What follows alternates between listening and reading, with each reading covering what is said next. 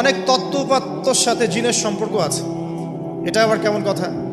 এটাও কোরআনেই আছে যে দুনিয়াতে যে ব্যক্তি শয়তান, মানুষ শয়তান, তার সাথে জিন শয়তানের যোগাযোগ থাকে। বিশ্বাস করেন না? দুনিয়াতে যে ব্যক্তি মানুষ শয়তান, তার সাথে জিন শয়তানের যোগাযোগ থাকে। একটা হাদিসে এমনও পড়েছিলাম আমরা স্টুডেন্ট লাইফে, আল্লাহ রাব্বুল আলামিন যখন কোনো আদেশ নাজিল করেন তখন ফেরেশতারা সেটা নিয়ে ডিসকাস করতে থাকেন আসমানে, এবং জিন জাতি প্রথম আসমানের কিনারা পর্যন্ত পৌঁছে যায় এবং সেখানে গিয়ে কানে শ্রবণ করার চেষ্টা করে কি নিয়ে আলোচনা করা হচ্ছে। যদি কোনো একটা সংবাদ তাদের কান পর্যন্ত চলে আসে, তাদেরকে বিতাড়িত করার জন্য আল্লাহ রাব্বুল আলামিন উল্কাপিণ্ড ছোড়েন। ওখানকার ফেরেশতারা আছেন, তারা অগ্নিশিখা নির্বাপন করেন। সূরা সফফাতের প্রথম দিকে পড়ে দেখবেন। এই জিন দুনিয়াতে যে কবিরাজ বা তান্ত্রিক বা জাদুকরের আন্ডারে আছে, সে এসে তাকে জানিয়ে দেয় এই হতে যাচ্ছে। তখন সেই তান্ত্রিক এই সত্যটার সাথে আরও 100টা মিথ্যা জড়িয়ে জনগণকে বিভ্রান্ত করে। তখন তার কথা ফলে যায়, মানুষ মনে করে যে তান্ত্রিক অনেক বড় কিছু হয়ে গেছে। তো এগুলো সবই ফিতনা। যাই হোক, এই জিনের ব্যাখ্যা কিন্তু আমরা করতে পারছি না বিজ্ঞান দিয়ে। আমরা আত্মা কাকে বলে জানি না। আত্মার কি কোনো বৈজ্ঞানিক ব্যাখ্যা আছে? স্বপ্ন দেখি মাঝে মাঝে আমরা, স্বপ্ন সত্য হয়। অনেক সময় অনেকের স্বপ্ন সত্য হয়, কোরআন তার সাক্ষী। অনেক সময় অমুসলিমের স্বপ্ন সত্যি হতে পারে, কোরআন তার সাক্ষী। ইউসুফ আলাইহিস সালাম জেলখানায়, মনে আছে? দুজন ব্যক্তি স্বপ্ন দেখলেন, একজন শরাব পান করাচ্ছেন মনিবকে, আর একজনের মাথার মধ্যে রুটি, এখান থেকে পাখি রুটি খেয়ে চলে যাচ্ছে। এই দুজন ব্যক্তি কিন্তু মুসলিম নন। তারপরে ইউসুফ আলাইহিস সালাম বললেন, একজন নিষ্কৃতি পাবে এবং তার মালিককে সে শরাব পরিবেশন করবে, সে মুক্ত হয়ে যাবে সামনেই, অচিরেই। আরেকজন ব্যক্তি তোমাকে শুলদণ্ড দেওয়া হবে, তোমার মাথার মধ্যে যে মগজ আছে এটা পাখি এসে খেয়ে ফেলবে। কুদি আল-আমর, এটা হয়ে গেছে, এটা আল্লাহর পক্ষ থেকে ফয়সালা। তাহলে এই স্বপ্ন মিথ্যা ছিল না সত্য? তো এই স্বপ্নের বৈজ্ঞানিক কি ব্যাখ্যা আছে? বিজ্ঞান কি এই পর্যন্ত যেতে পারবে? নাই। অতএব সবকিছুর বৈজ্ঞানিক ব্যাখ্যা বুঝতে হবে না। নবী সাল্লাল্লাহু আলাইহি ওয়াসাল্লাম বলেছেন, নবী সাল্লাল্লাহু আলাইহি ওয়াসাল্লামের প্রতি দরুদ পাঠ করা হলে এই দরুদগুলো সংগ্রহ করার জন্য এক শ্রেণীর ফেরেশতা আছেন, স্পেশাল ফেরেশতা, মালায়েকা। আর আমাদের সায়েন্স অবশ্য মালায়েকায় বিশ্বাস করে না, তারা জিন জাতিতেও বিশ্বাস করে না। যদিও বা নবী করিম সাল্লাল্লাহু আলাইহি ওয়াসাল্লাম বলেছেন এক শ্রেণীর স্পেশাল ফেরেশতা আছেন যারা দরুদগুলোকে সংরক্ষণ করেন। আমরা যে কথাগুলো বলছি রেকর্ড হয়ে যাচ্ছে না? আজকে থেকে 100 বছর 200 বছর আগে মানুষ এটা কল্পনা করতে পারতো? আমরা এখন যেখানেই মুভ করছি, সিসি ক্যামেরা, ভিডিও, এটা সেটা, স্যাটেলাইট, এগুলো আছে না? আজকে থেকে 300 বছর আগে মানুষ এগুলো বিশ্বাস করতে পারতো? আজকে থেকে 1000 বছর আগের কোনো মানুষকে বলেন স্যাটেলাইট দিয়ে পুরো বিশ্ব নিয়ন্ত্রণ করা যায়, সে বলবে যে পাগল, তার মাথায় ঢুকবেই না স্যাটেলাইট কি জিনিস। ঠিক একইভাবে আল্লাহ পাকের জ্ঞান হচ্ছে লক্ষ কোটি কোটি বছর আগের, চির নতুন, চির প্রাচীন, চির আধুনিক। এই জ্ঞানের ঊর্ধ্বে কারো জ্ঞান নয়। এই জন্য এখন এগুলো কথা অনেকেই প্রশ্ন তোলে যে ফেরেশতা আবার কি জিনিস, জিন আবার কি, ইসলাম এগুলোতে কেন বিশ্বাস করে? সুবহানাল্লাহ। মানে তাদের বক্তব্য হচ্ছে ল্যাবরেটরিতে যেটা প্রমাণ করা যাবে না সেটার অস্তিত্ব নাই। প্রত্যেকটা বস্তুকে হয় কঠিন হতে হবে, না হলে তরল, না হলে বায়বীয়, এর বাইরে কিছু নাই। আসলে কি তাই? তো সব কিছুকেই বিজ্ঞান দিয়ে ব্যাখ্যা করতে হবে জরুরি না, এর ঊর্ধ্বে অনেক কিছু আছে। এর জ্ঞান, এর শেষ সীমা থেকে আল্লাহ পাকের জ্ঞান শুরু হয়। অতএব এটাকেই চূড়ান্ত জ্ঞানের মানদণ্ড মনে করার কোনো কারণ নাই। আমাদের মধ্যে একটা শিরকি আকীদা ঢুকে গেছে এখন।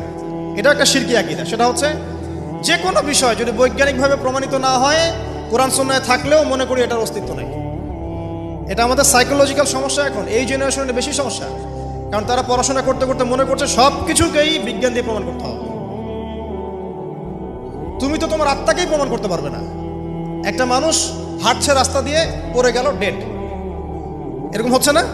তাহলে কি এমন ছিল তার দেহের মধ্যে, বের হয়ে চলে গেল, সে ডেড? বলবে হৃদযন্ত্রের ক্রিয়া বন্ধ হয়ে মারা গেছে। তা ক্রিয়াটা বন্ধ হলো কিভাবে? কে হুকুম করলো? কার আদেশে বন্ধ হলো? কে নিয়ে গেল রুহটা, আত্মাটা? তো এগুলো তো ব্যাখ্যা করতে পারবে না। সো এই এই কনসেপ্ট থেকে বের হয়ে আসতে হবে যে প্রত্যেকটা বিষয় বিজ্ঞান দিয়ে প্রমাণ হলে পরেই বিশ্বাস করব, না হলে করব না, এটা ঠিক নয়। কোরআন এবং সুন্নাহ যা আছে এটা চূড়ান্ত, এর বাইরে যা আছে এটা যদি কোরআন সুন্নাহর সাথে মিলে যায় আমরা গ্রহণ করব, কোনো সমস্যা নেই। কিন্তু না মিললে আমরা কোশ্চিন কালো সেটা মানতে রাজি নই। আসুন, নবী করিম সাল্লাল্লাহু আলাইহি ওয়াসাল্লাম বলেছেন এক শ্রেণীর স্পেশাল ফেরেশতা আছেন, মালায়েকা, নূরের তৈরি, আলোর তৈরি, আলো দিয়ে তৈরি, নূর দিয়ে তৈরি, যারা নিঃসন্দেহে আলোর বেগের চেয়ে বেশি বেগে ভ্রমণ করতে পারেন, নিঃসন্দেহে। আচ্ছা, তো তারা স্পেশালি এই দরুদগুলোকে সংগ্রহ করেন, দরুদ এবং সালাম এটাকে সংগ্রহ করেন, করে নবী সাল্লাল্লাহু আলাইহি ওয়াসাল্লাম পর্যন্ত পৌঁছে দেন।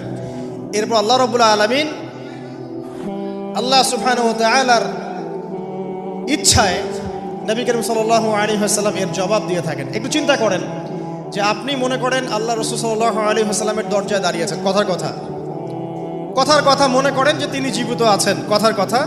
আপনি তার বাড়ি চেনেন, তার বাসায় গেলেন, গিয়ে নক করলেন, গিয়ে নক করে বললেন আসসালামু আলাইকুম। এবার নবী সাল্লাল্লাহু আলাইহি ওয়াসাল্লাম ভিতর থেকে আপনাকে বললেন, কথার কথা ধরে নেন যে ওয়ালাইকুম আসসালাম। এর অর্থ কি? ওয়ালাইকুম আসসালাম অর্থ কি? আপনার উপরেও শান্তি বর্ষিত হোক।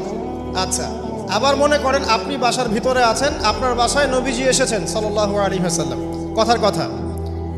এবার তিনি আপনার দরজায় নক করছেন, নক করে বলছেন আসসালামু আলাইক, তোমার উপর শান্তি বর্ষিত হোক। তো নবী সাল্লাল্লাহু আলাইহি ওয়াসাল্লামের এই যে দোয়া, তোমার উপরে শান্তি বর্ষিত হোক, এটা যে যত বেশি পাবে তার জীবনটা তত সুন্দর হবে না? অতএব যে ব্যক্তি যত বেশি দরুদ পাঠ করবে, যত বেশি সালাত প্রদান করবে নবী সাল্লাল্লাহু আলাইহি ওয়াসাল্লামকে, ইনশাআল্লাহ তাআলা সে সচ্ছল হবে, টেনশন ফ্রি থাকবে, সুখে শান্তিতে পৃথিবীতে বসবাস করবে ইনশাআল্লাহ। আর সুখ বলতে আমি শুধুমাত্র চাকচিক্য বোঝাচ্ছি না, বাড়ি গাড়ি স্ট্যাটাস বোঝাচ্ছি না। সুখী হওয়ার জন্য টাকা যথেষ্ট না। অনেক সময় দেখবেন কোটিপতি মানুষ সুখী নয়, একজন ভ্যান চালক সুখী। সুখ টাকা দিয়ে কেনা যায়? সুখ বলতে মনের সুখকে বোঝানো হচ্ছে। আল্লাহ পাক আমাদেরকে বোঝার তৌফিক দান করুন। আমি যেটা বলতে চাচ্ছিলাম, জুমার দিনে বেশি থেকে বেশি নবীর উপর দরুদ পাঠ করতে হবে। কোন দরুদ পাঠ করব? একটা সংক্ষিপ্ত দরুদ আছে, পড়তে পারি আল্লাহুম্মা সাল্লি ওয়া সাল্লিম আলা নবিয়িনা মুহাম্মদ, এটা পড়তে পারি। আরেকটা আছে আল্লাহুম্মা সাল্লি আলা মুহাম্মাদিন ওয়া সাল্লিম, এটা সংক্ষিপ্ত।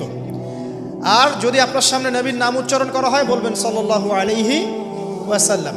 অথবা সবচেয়ে সেরা দরুদ হচ্ছে দরুদ ইব্রাহিম, আল্লাহুম্মা সাল্লি আলা মুহাম্মদ ওয়া আলা আলি মুহাম্মদ কামা সাল্লাইতা আলা ইব্রাহিম ওয়া আলা আলি ইব্রাহিম ইন্নাকা হামিদুম মাজিদ। আল্লাহুম্মা বারিক আলা মুহাম্মদ ওয়া আলা আলি মুহাম্মদ কামা বারাকতা আলা ইব্রাহিম ওয়া আলা আলি ইব্রাহিম ইন্নাকা হামিদুম মাজিদ। এটা প্রথম আমল, জুমার দিনে করবেন। এছাড়া প্রত্যেক দিন সকালে 10 বার এবং সন্ধ্যায় 10 বার করে দরুদ পড়বেন। তাহলে কি হবে? ইনশাআল্লাহ তাআলা আপনি, আমি, আমরা সবাই কিয়ামতের মাঠে নবী সাল্লাল্লাহু আলাইহি ওয়াসাল্লামের সুপারিশ পেয়ে যাব ইনশাআল্লাহ।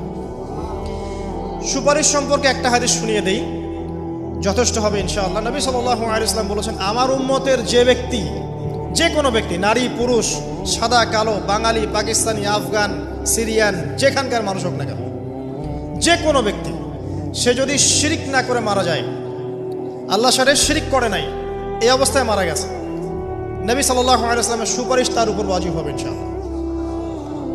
ইনশাআল্লাহ সে জান্নাতে যাবে যদি শিরিক না করে মারা যায়। অন্য যে কোনো পাপ আল্লাহ যাকে ইচ্ছা মাফ করতে পারে। আল্লাহ পাক আমাদেরকে শিরিক মুক্ত আমল করার তৌফিক এনায়েত করুন, আমিন। জুমার দিনে দ্বিতীয় আমল হচ্ছে আপনাকে সূরা কাহফ তেলাওয়াত করতে হবে। এটা খুবই ইম্পর্টেন্ট একটা আমল। জুমার দিনে সূরা কাহফ অবশ্যই তেলাওয়াত করবেন। যদি পুরোটা তেলাওয়াত করতে নাও পারেন, কমপক্ষে প্রথম 10 আয়াত, শেষের 10 আয়াত তেলাওয়াত করবেন। ফজিলত, আল্লাহ রাব্বুল আলামিন আপনাকে মসিহুদ দাজ্জালের ফিতনা থেকেও বাঁচাবেন ইনশাআল্লাহ। আর এখন আমরা দাজ্জালের ফিতনা যুগেই বাস করছি, কোনো সন্দেহ নাই। প্রতিটা সেক্টরেই ফিতনা আছে, প্রতিটা সেক্টর। এই যুগে বসবাস করে যে ব্যক্তি মনে করে যে আমি ফিতনামুক্ত একটা পরিবেশে বসবাস করছি, এর চেয়ে অন্ধ ব্যক্তি পৃথিবীতে আর কেউ নাই। আপনি আল্লাহর নূর দিয়ে দেখেন, আপনি দেখবেন প্রতিটা সেক্টরেই ফিতনা, প্রতিটা সেক্টর। হোক সেটা কালচার, হোক সেটা এডুকেশন, হোক সেটা ইকোনমি, পলিটিক্স, ওয়ার্ল্ড অ্যাফেয়ার্স, পরিবার, যে কোনো জায়গায় দেখবেন ফিতনা, প্রত্যেকটা জায়গায় ফিতনা। তো এই ফিতনার যুগে বসবাস করে যদি আমরা নিরাপদ থাকতে চাই, তাহলে সূরা কাহফ তেলাওয়াত করতে হবে। কমপক্ষে প্রথম 10 আয়াত, এবং শেষ 10 রাত। আল্লাহ পাক তৌফিক এনায়েত করুন, আমিন। আরেকটা আমল বলবো জুমার দিনে, সেটা হলো যে জুমার দিনে বেশি বেশি দোয়া করবেন আল্লাহর কাছে, কারণ এই দিনে দুইটা সময় আছে, এই সময় দোয়া কবুল হয়ে যাবে ইনশাআল্লাহ তাআলা। আরেকটা আমল বলতে চাই, যদিও সেটার সময় আপনাদের আজকে চলে গেছে, সেটা হলো জুমার দিনে যে ব্যক্তি সকাল সকাল গোসল করে, আমি আরেকদিন খুতবায় বলেছিলাম, সকাল সকাল গোসল করে, আর্লি মর্নিং মসজিদে চলে আসে, আতর সুগন্ধি ব্যবহার করে, উত্তম কাপড় পরে, সবচেয়ে সেরা কাপড়টা পরে, মসজিদে আসার সময় আমরা দেখি যে সবচেয়ে নর্মাল কাপড়টা পরে আসে, এটা ঠিক নয়। আমরা এখানে আল্লাহর সাথে সাক্ষাৎ করতে এসেছি। আপনাকে যদি আপনার গার্লফ্রেন্ড এখনই ডাকে কফি হাউসে, আপনি সবচেয়ে সেরা পোশাকটা পরে যাবেন, তাই না ভাই? তার মানে যাওয়ার অভ্যাস আছে। বা কোনো বিশেষ ব্যক্তি যদি আপনাকে ডাকে, এমপি হোক, মন্ত্রী হোক, বা কোনো ব্যারিস্টার, কোনো স্যার, কোনো জজ, আপনাকে একটা কনভারসেশনের জন্য ডাকলো, আপনি সবচেয়ে সেরা পোশাকটা পরে যাবেন, তাই না? আপনার সামর্থ্য অনুযায়ী সবচেয়ে সেরা পোশাক পরতে হয় মসজিদে আসার সময়। খুযু যিনাতাকুম ইনদা কুল্লি মসজিদ, আল্লাহ পাক বলেছেন প্রত্যেকবার যখন মসজিদে আসবে তখন সেরা পোশাকটা পরে আসবে। তো জুমার দিনে সবচেয়ে উত্তম পোশাক পরে আসবেন। আসার পর সকাল সকাল গোসল করে সুগন্ধি ব্যবহার করে পায়ে হেঁটে যে ব্যক্তি আসে এবং ইমামের এই যে কাছাকাছি বসে, ইমামের কাছাকাছি বসার পরে খুতবা মনোযোগের সাথে শ্রবণ করে এবং খুতবার মাঝখানে কোনো কথা বলে না, কাউকে ডিস্টার্ব করে না, এরপর ইমামের সাথে নামাজ আদায় করে, এই ব্যক্তির আমল নামায় যে নেকি লেখা হবে, নবীজি বলছেন সে যে প্রত্যেক পদক্ষেপ ফেলে এখানে এসেছে তার বিনিময়ে, একটা পদক্ষেপের বিনিময়ে 1 বছরের নফল রোজা আর 1 বছরের নফল তাহাজ্জুদের নেকি তার আমল নামায় লিখে দেওয়া হবে ইনশাআল্লাহ। এই কাজগুলো আমরা জুমার দিন খুব সহজেই করতে পারি। আল্লাহ পাক আমাদের জুমাকে মূল্যায়ন করার তৌফিক দান করুন। আর দেখবেন আমরা জুমাটাকে উপলব্ধি করি কিভাবে, এনজয় করি কিভাবে।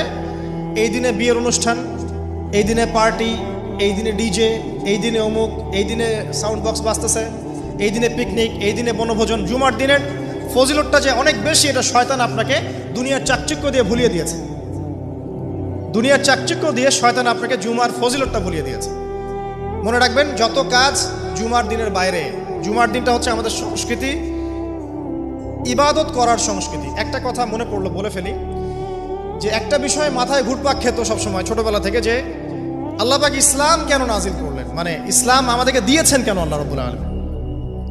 আমরা জানি এটা কমপ্লিট কোড অফ লাইফ, সব বিষয়ের সমাধান আছে, এভরিথিং ইজ অল রাইট, কিন্তু একটা মনের শান্তি পাওয়ার মতো উত্তর পাচ্ছিলাম না।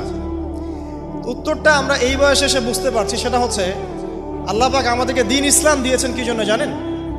যাতে আমরা জীবনটাকে উপভোগ করতে পারি।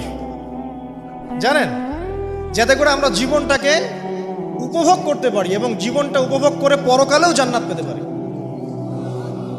এখানকার প্রত্যেকটা হেদায়েত যেটা আল্লাহ দিয়েছেন ইসলামে, প্রত্যেকটা উপভোগ্য। দেখবেন আপনি ইসলামী পরিবার গড়েন, পরিবারটা আপনার সুকুন শান্তির জায়গা হবে। ইসলামী সমাজ গড়েন, সমাজটা শান্তির হবে। ইসলামী অর্থনীতি মেনে চলেন, দেখবেন আপনি ইকোনমিক লাইফে ভালো আছেন। ইসলামিক পোশাক পরেন, আপনি হ্যান্ডসাম থাকবেন। নবীর মতো ঘুমান, আপনার শরীর